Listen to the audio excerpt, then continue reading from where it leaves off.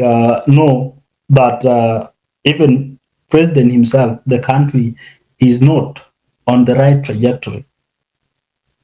But these are the things that people overcomes.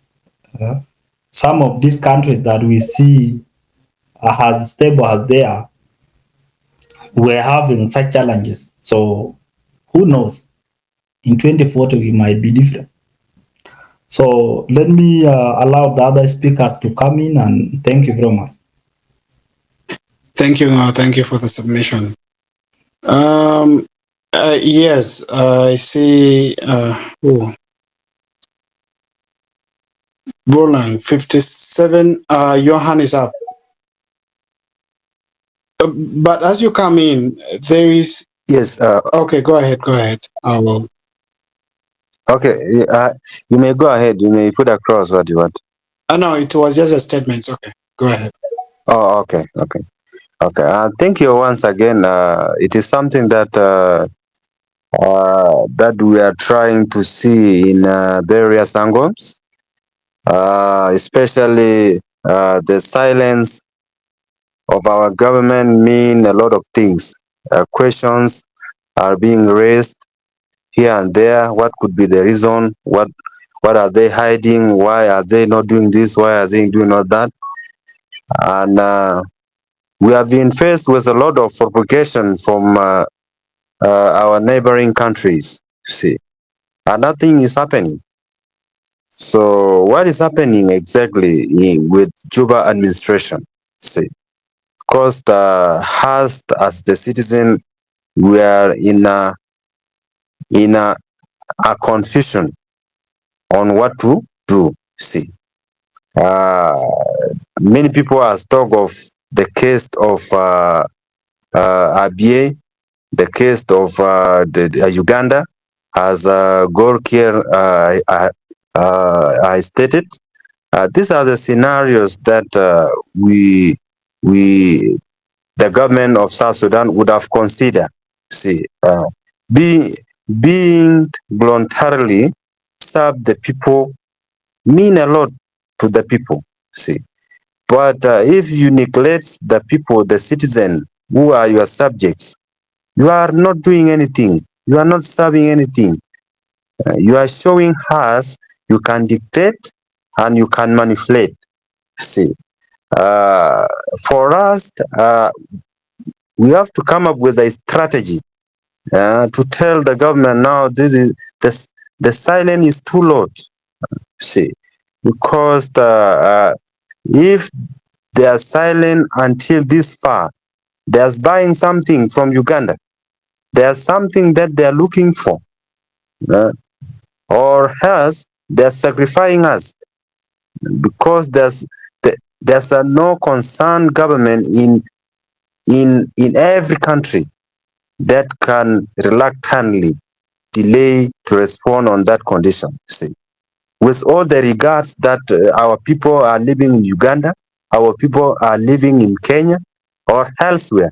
See, so this is something diplomatic that can be respond in a quickest time possible, because something like bordering disputes can escalate to something that we cannot imagine. See, it is of something that the government of South Sudan would have respond swiftly to the extent that the government of Uganda can put an ear on it. See, because kwa Kiswahili, in Kiswahili words, they said it is madharau. See, as the citizen, we are not being respected. The South Sudan themselves, the South Sudan as a country will never be respected by Uganda. See, the other day we are being bullied on live television by one of the presenter in Uganda. These are the scenario that tell us something about our government.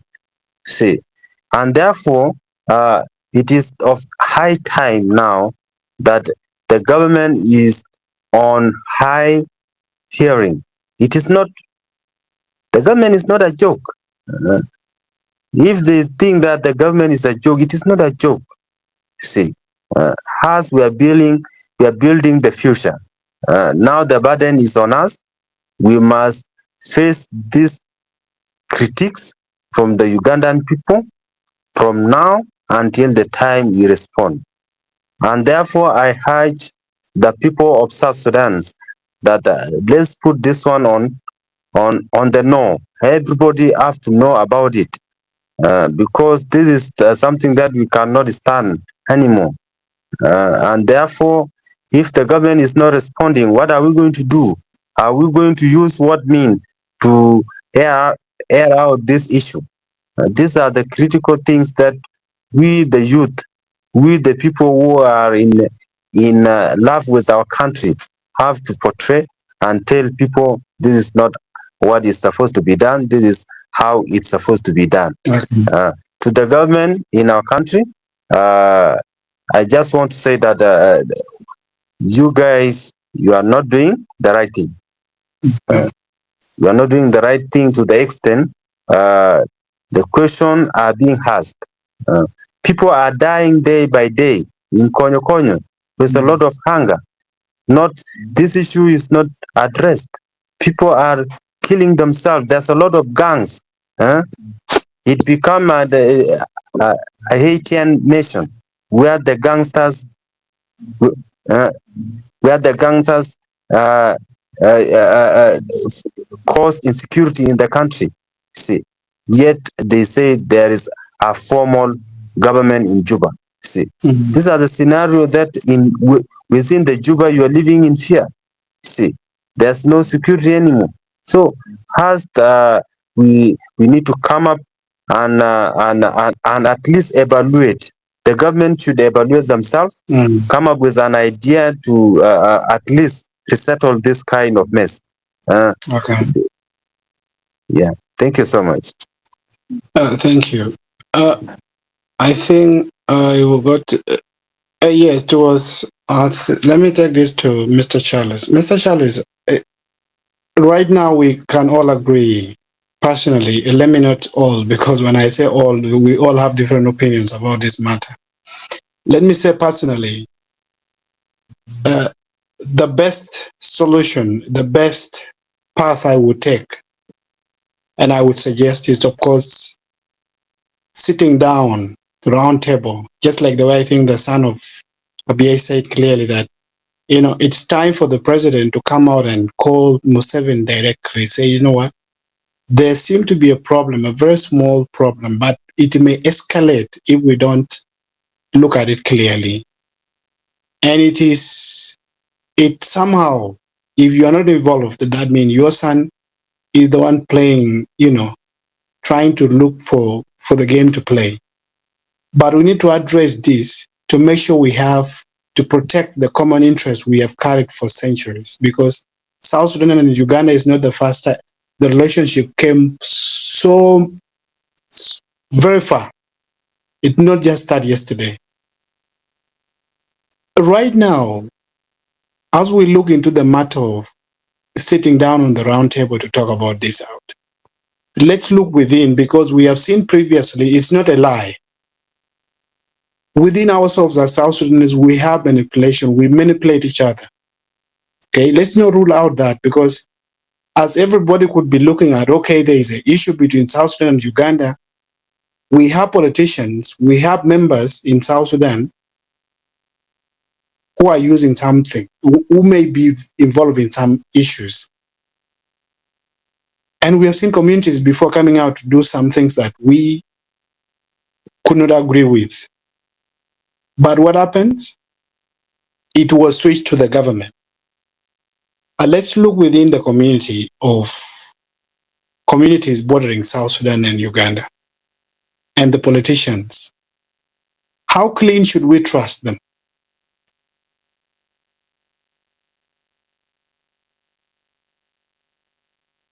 Mr. Charles, are you there? Yes, thank you, Akech. I'm still around. I've been following the discussion. If we talk about the communities which is bordering the two countries, we look at what is happening right now. you know, the border countries, mostly the tribes are what? Are almost the same tribes, only divided by the what? By the borders. Most of them, they are staying in unity. They don't want to fight each other. We have seen the situation which is happening in Winchibul and the Uganda, which is also, these are predominantly Acholi communities. Poge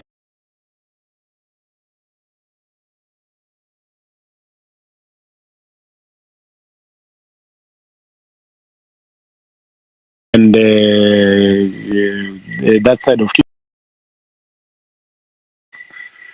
And then when we come to Kajukeji, the border is very clear because the Kukus are in solely in South Sudan. Then the Madi and the Aringa, they are in that side of Uganda.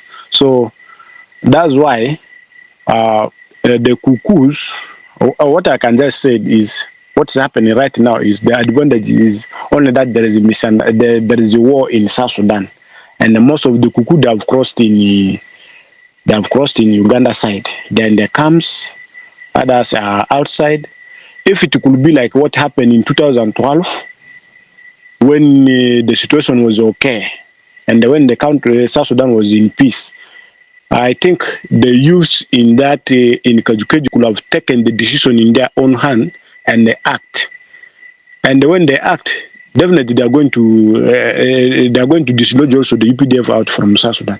And the reality is UPDF is just bullying South Sudan of present, because in history we know how strong SPLM has been if it comes to fighting. And the Uganda will only defeat South Sudan in artilleries because they have trained their, most of the soldiers, they are trained one, and they can calculate and they shoot at long range and maybe via aeroplane. But if it comes to ground forces, UPDF cannot do anything with the South Sudan because they are all they are so fearful. That is the reality. We know how LR has been dealing with them in Uganda and even in Western Equatoria, how they have been dealing with them. So the reality is, what we want is peace. And when there is peace, sacrifice has to be made. Sincerely, from the government side, we have to be patriotic. And when we talk about patriotism, it should be practiced by the leaders, then it will come to the citizens. The love for the country should come from the government also. You see, they have to respect and they have to sacrifice whatever the position or what they want, so that there will be peace, and they should leave a legacy that they will be remembered for. But the current government, I don't know what legacy they are going to leave in the country. To be honest, it ended only with the late Garang. And there's some of our heroes who died during the liberation war. But the current government, they don't care about the citizen, they don't care about the soldiers, they don't care about anything about the future. They don't even mind about it. That's the reality. If we want the reality, they have to sacrifice it. If it is a relinquishing position, they have to relinquish position to get someone who can be capable to defend the country. But it is very difficult for them to do that, because they have known now the power has become very sweet for them. That's why they are sticking to positions, and also the bad things that they have been doing. They fear when they relinquish power, they will become very weak. So that's the problem. If we really need peace, this our leaders should relinquish position, or they have to take a tough decision that can that will make them to be heroes tomorrow and next tomorrow. You see, so that's what I just want to submit at the moment. If it is the last point, I think that's what I can say. Me, I don't fear. I say whatever is there in my mind. If someone wanted to hunt for me, he will hunt for me. But the reality is, the president should make a decision to either take a decision to defend the country or to leave the position for someone else who is capable to defend the nation. Because people on the ground, people at the border points, the reality is most people. I know Kaya from Kaya up to this side of Ngomorom. All Obone. I know all these positions. People on the ground, they are saying the reality is the president has sold all these borders to Uganda. That's why he's not acting. You see, that's the reality. That's what people are saying, and that's why even he's silent for all these years. This thing has been happening. The last one he intervened was only in 2012 when he went to Kajukeji, to Moya, and they meet with the Museveni and they discuss the dispute between Madi and the Kuku in Moya over that border issue. But from that day up to now, there is nothing because he is, UPDF is now the one helping him. Okay. Thank you. All right. Thank you, Mr. Charles. Is it? It was Dude. I think Dude first. Then I'll come to Jefferson. Dude. Good evening. Good evening, engineer. I would like, I don't know if you can clearly hear me. You are loud and clear. Yes, you are loud and clear. Oh, all right, thank you very much. This is a very good discussion, and it is pertinent for everybody to probably contribute their 2 cents. I think I have a few contribution because the main question is how do we do this? How do we do this? I see a lot of key points. One is internal here. We feel like our top management is reluctant, and like the way you have posted it, how do we address this? For me, I feel like this is one form of doing it. Discussions. We should be able to pressurize our government so that they don't just look away and they should say something about it, especially the office of the president. That is one. Number two, if there is a division in the house and maybe the neighbor is taking advantage, it's about time probably you put aside your division and address what is coming from outside. So maybe this is a time where like the IO and the IG should probably come together and put aside whatever they are quarreling or bickering about, and then they look at this and be able to say, you know what, this is the main biggest issue because that land goes away, it will never come back. But we can fight and we can come back to the table and resolve our problems. That is on the reluctance of our office, our top management office, which is the presidency. Second to this, I think it is about time now that we don't rely so much on the neighbors. We can start with the little things like agriculture. We do something. If we grow along the Nile here, why should we be going all the time to bring a lot of things from Uganda? So the basic stuff that we need so that we can reduce this dependency where like we feel like we owe them so much. At the end of the day, if the other person holds you hostage, you also grow like the way Russia is doing. The world was sanctioning Russia. They decided to be self-sufficient. So these are avenues or these are challenges where we should be able to rise up and be able to say, you know what, let's do something about this. So agriculture, we look at the oil, maybe it should be the next step because it cannot just be immediately addressed. But if we do our refineries here and so much, we can't rely on the north. And also we can start trading with Ethiopia, which is just nearby if if we see this other side is using it against us. See. Uh, Another one is I feel like if we don't want to go to war, we can look at other avenues like in legal actions. I've been seeing people going to East Africa and drop cases on the courts and stuff like that. Uganda can be summoned and involve other stakeholders or parties who can be able to negotiate and and look at it from the perspective of a legal input. You see, so these are my 2 cents. Thank you very much. Thank you very much, dude. Those actually are very. There is. I'm a big fan of having a route connecting South Sudan directly to Ethiopia. We all know the issues already. The road to Ethiopia, which is of course the issue of Nasser and Upper Nile, the path from Ethiopia to South Sudan is a big challenge. But should we look at the direction of addressing our issues? Because depending on one route is very delicate. From the start, when we got independence in 2011, I understand there was a lot of excitement, money was there. We all knew it was 21 years of struggling. Now we have it, and we forgot the plans because one, the pipeline. If we had our pipelines running, one to Sudan, one to Djibouti, and one probably to Tanzania, okay, we would right now be on the safer side. That's one. Two, Uganda took the initiative when they saw that we got the independence.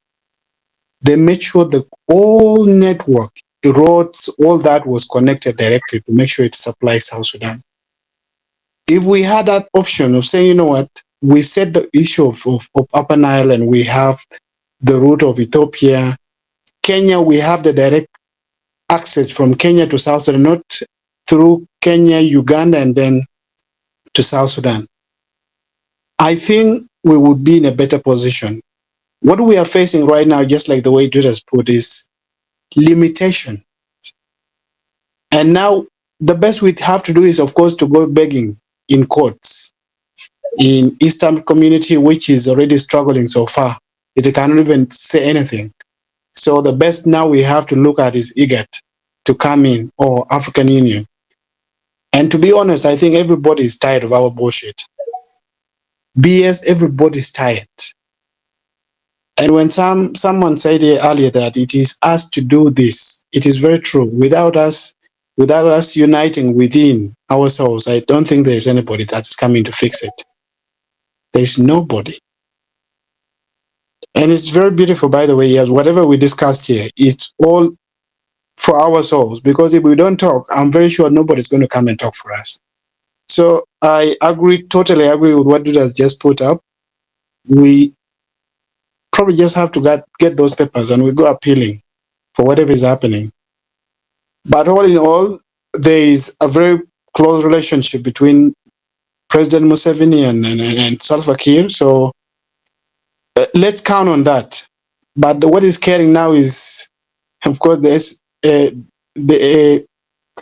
chief of staff handling the other side, and this side also the chief of staff, which we know the difference is very huge, very, very huge.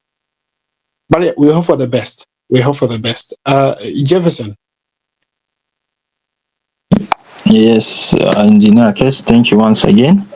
I have, Make it yes, brief. We're going to Jefferson. yes.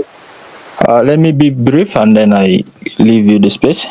Okay, Engineer Akets, thank you once again. I have just few points on the vulnerability of South Sudan. Mostly it depends on the economic system, and if you see the borders, let me say, the borders bordering between South Sudan and Uganda, when you see the communities near, the Uganda ceilings has dominated the South Sudanese pound. They are weak, even inside KG, they are using Uganda ceilings. Okay, they are using Uganda ceilings in KG, even some parts of Yei, Morobo, all they are using Ugandan ceilings, and it is making Uganda ceilings strong in those areas. Those are the things, one of the things which is also causing the border dispute, and about the dependence on the imports. Most of the goods are import from Uganda. including broom. Everything is import from Uganda. So they have all the rights to put, even abruptly they can increase the price and cause inflation in the market. Okay, and a lot of people are saying here that the president of Uganda and the one of South Sudan, they, they have this and that. One thing these people, I'll be honest with everyone, one thing these people are doing, these people are fearing accountability.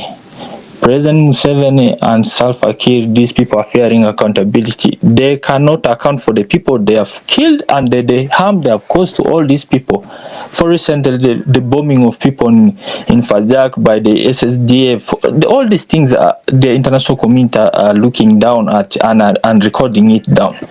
So they are not willing to account for this. So what they are doing, they are now serving their personal interest, not the interest of the people, because the government of South Sudan knows that it has already lost what interest, confidence from the ordinary citizens. So what they do, they create tribalism. We keep fighting, these small tribes keep fighting each other while they're busy. Without creating the tribalism, the tribes will unite and fight them. So they keep creating things, make us busy. And Engineer Akets, you also said that why is the government of South Sudan silent about any incident that happened? Okay, this is of silence. You see, every one of us, all of us having problem. If one day clocks, you have your problem, next day you have a problem, you keep forgetting about the other problem of the other person. So here, when you're talking, let's talk as nations. I'm not meaning you exactly, kids, but what I'm trying to say, when it's a national thing, let's be one, united. Okay, imagine us uniting. This incident of KGKG couldn't happen. I swear this issue couldn't happen. It's only it got us in a dilemma where we are disorganized. And the other, my last but not least, the point of East Africa, us joining East Africa community, that is one of the worst ever things South Sudan did within the East Africa community. And if you see the objectives of the East Africa community, they're saying that the free market. What is South Sudan producing? There's nothing. South Sudan is producing nothing. Okay, most of the thing, that means South Sudan is acting as a food market for these countries. Uganda produces something from here, takes to South Sudan. Kenya produces something from there, South Sudan. Okay, and imagine this milk, for you to come from South Sudan to Uganda, that big thing, it is, if it is caught in the border, you pay the same price as it is bought here to clear it, to enter. Okay, you just see how things are going. Okay, and we are everywhere, we are praising president, let the president be there. Okay, one thing for us as the youth of South Sudan, to fight a corrupt person is very hard. It needs unity, because a corrupt person has every power to every position. When you go to judiciary, the person has power to manipulate, to give you the unjust. So people who are corrupt, they have a lot of power. Okay, and when we are fighting for our basic services like health, let the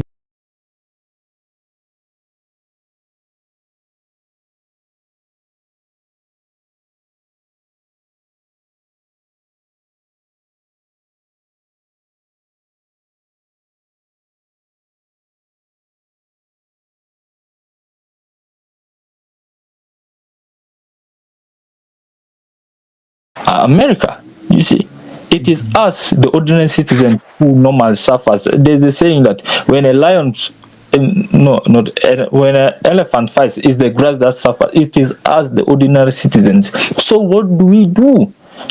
Unity. Let's unite as one. Let's unite. This issue of this is a Dinka, this is a Bari, this is a Kakwa. Let's leave this. Our problem, the people, is all the same. Our problem as people of South Sudan, our problem is poverty. Our problem is sickness. Our problem is death. Those are the three things. Not our ethnicities will not divide us. Those are utterly things, but poverty is everywhere. Death is compulsory. Those things are compulsory. Well, let's work hard and unite. Soon we have all these bright leaders in South Sudan. It's only that they are not given opportunity. And if you are corrupt, you cannot stay in uncorrupt society for long. They will remove you. And if you are corrupt, you will not stay in uncorrupt society for long. They will remove you. So these things are vice versa. So I can mean to stop here, but I hope the best for South Sudan.